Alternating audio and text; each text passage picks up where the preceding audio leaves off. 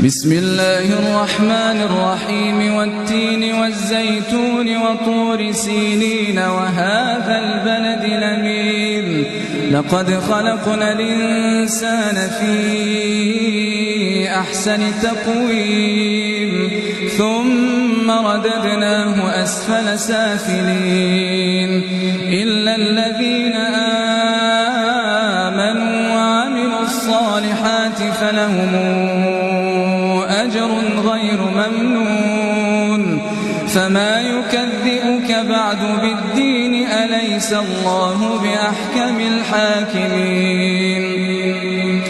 بسم الله الرحمن الرحيم اقرأ باسم ربك الذي خلق الإنسان من علق اقرأ وربك الأكرم الذي علم بالقلم علم الإنسان